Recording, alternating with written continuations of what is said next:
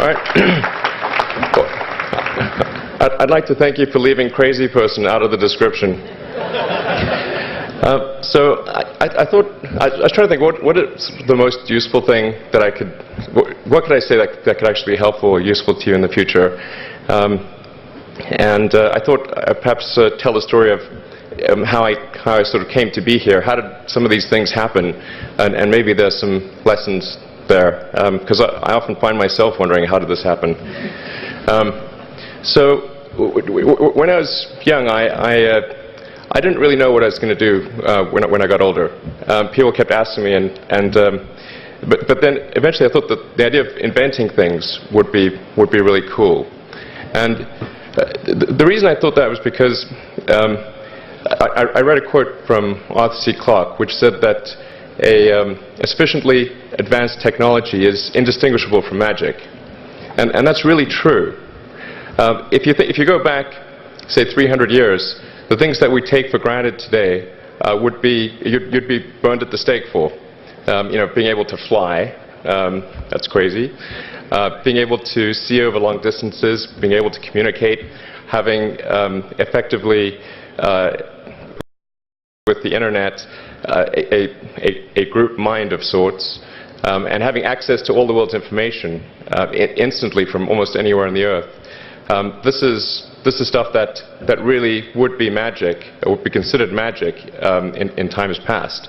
In fact, I think it actually goes beyond that, because there are many things that we take for granted today that weren't even imagined in times past. They weren't even in the realm of magic.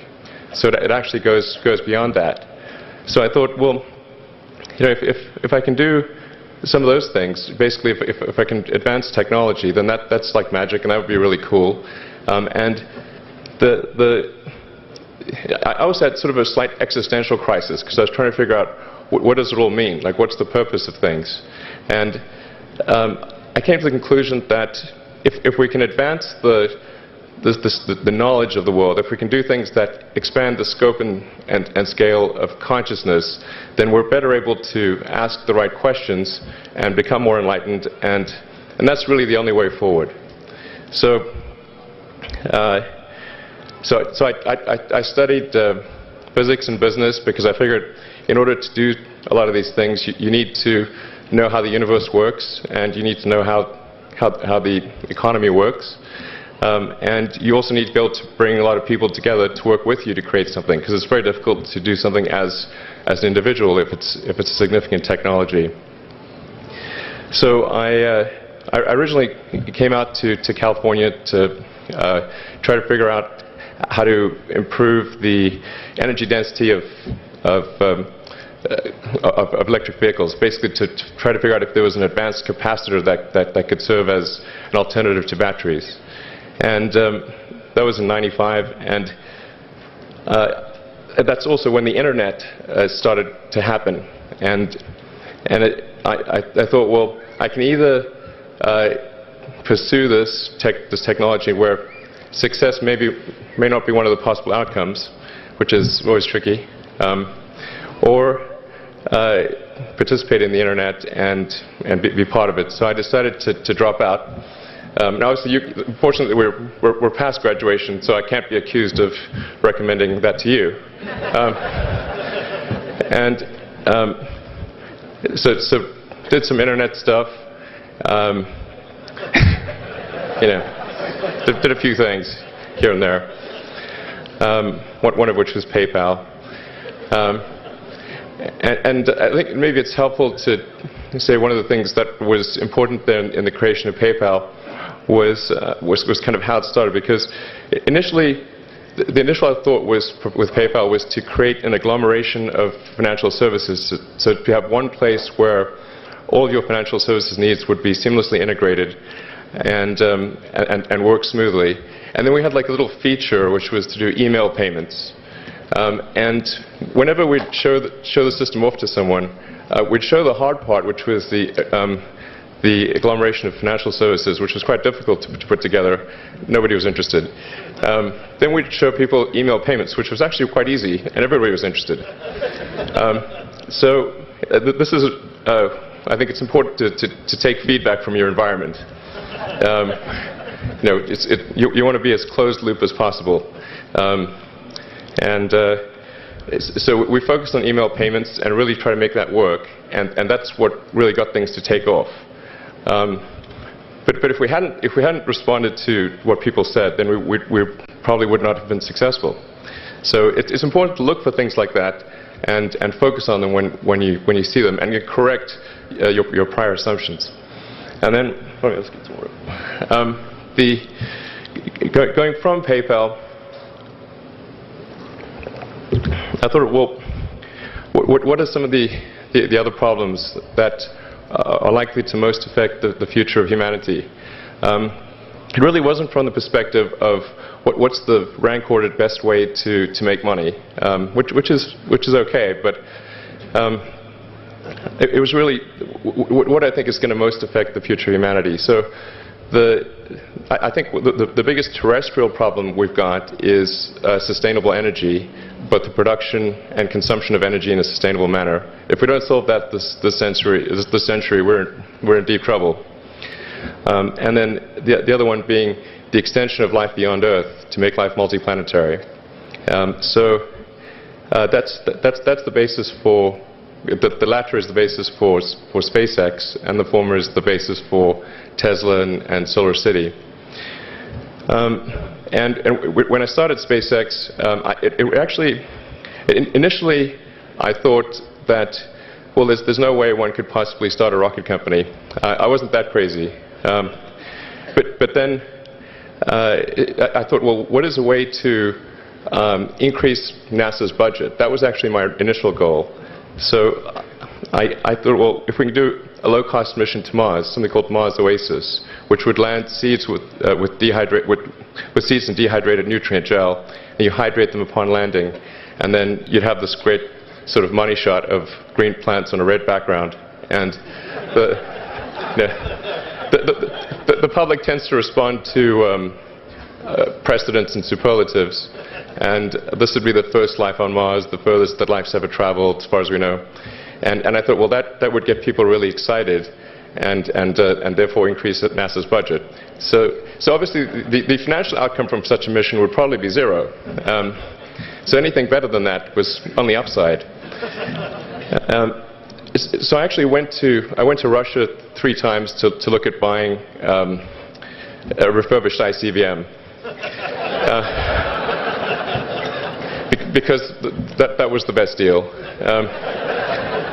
And I can tell you it was very weird going there in late 2001, 2002, going to the Russian rocket forces and saying, I'd like to buy 2 of your biggest rockets, but you can keep the nuke. That's a lot more. That was 10 years ago, I guess, so they thought I was crazy, but I did have money, so that was okay. And after making several trips to Russia, I came to the conclusion that actually my initial impression was wrong about because my initial thought was, well, that there's not enough will to explore and expand beyond Earth and have a Mars base and that kind of thing. But I came to the conclusion that was wrong. In fact, there's plenty of will, particularly in the United States, because the United States is a nation of explorers, of people who came here from other parts of the world. I think the United States is really a distillation of the spirit of human exploration. So, but if people think it's impossible, then, or it's going to completely break the federal budget, then they're not going to do it. So after my 3rd trip, I said, okay, well, what we really need to do here is try to solve the space transport problem, and started SpaceX. This was against the advice of pretty much everyone I talked to.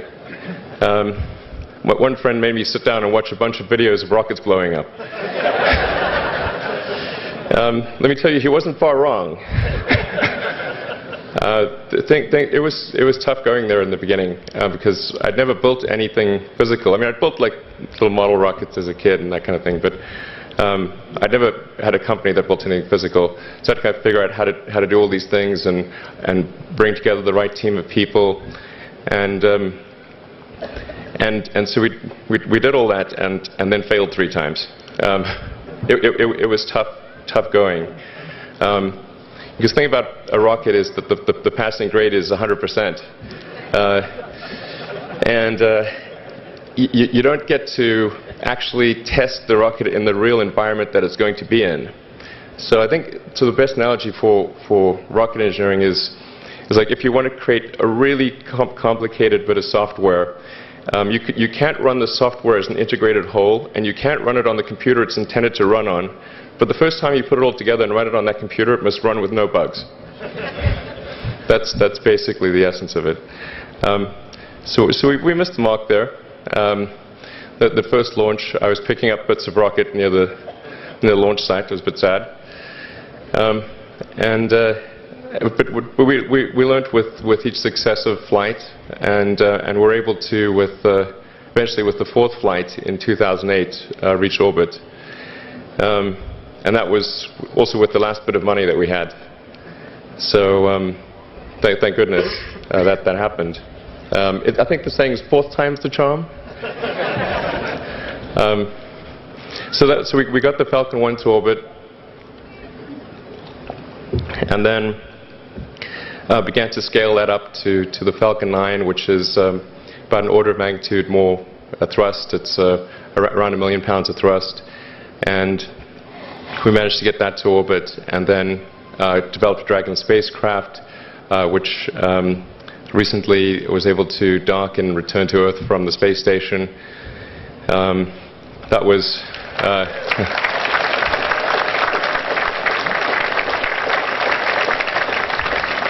thanks. That was a white-knuckled event. Yeah, it's a huge relief. Still can't quite believe it actually happened. But there's a lot more that must happen beyond this in order for humanity to become a spacefaring civilization, and ultimately a multi-planet species. And that's something I think it's vitally important, and I hope that some of you will participate in that, either at SpaceX or at other companies, because it's just really one of the most important things for the preservation and extension of consciousness. I mean, it's worth noting, as I'm sure people are aware, the Earth has been around for 4 billion years, and civilization, at least in terms of having writing, has been around for 10,000 years, and that's being generous. So it's really somewhat of a tenuous existence that civilization and consciousness, as we know it, has been on Earth. And I think I'm actually fairly optimistic about the future of Earth. So I don't want to sort of people to have the wrong impression that I think we're all about to die. I think things will most likely be okay for a long time on Earth, but not for sure, but most likely. But even if it's sort of 99% likely, a 1% chance is still worth spending a fair bit of effort to ensure that we've backed up the biosphere, planetary redundancy, if you will. And so I think it's really quite important. And in order to do that, there's a breakthrough that needs to occur, which is to create a rapidly and completely reusable transport system to Mars, which is one of those things that's right on the borderline of impossible. But that's sort of the thing that we're going to try to achieve there with SpaceX. And then on the Tesla front, the goal with Tesla was really to try to show that what electric cars can do, because people had the wrong impression. We had to change people's perception of an electric vehicle, because they used to think of it as something that was slow and ugly and had low range, kind of like a golf cart. So that's why we created the Tesla Roadster, to show that you can be fast, attractive, and long range. And it's amazing how, even though you can show that something works on paper, and the calculations are very clear, until you actually have the physical object and they can drive it, it doesn't really sink in for people. And so that I think is something worth noting. If you're going to create a company, the first thing you should try to do is create a working prototype. Everything looks great on PowerPoint. you can make anything work on PowerPoint. But if you have an actual demonstration article, even if it's in primitive form, that's much more effective for convincing people. So we made the Tesla Roadster, and now we're coming out soon with the Model S, which is a four-door sedan. Because after we made the Tesla Roadster, people said, "Oh, sure. We always knew you could make a car like that. It's an expensive car, and it's low volume, and it's small, and all that. But you couldn't make a real car." Like, okay, fine. We've got to make that too. So that's coming out soon. Yeah. So that's I think where things are, and hopefully that there are some lessons to be drawn there. But I think the overarching point I want to make is that you guys are the magicians of the 21st century. Don't let anything hold you back. Imagination is the limit, and go out there and create some magic. Thank you.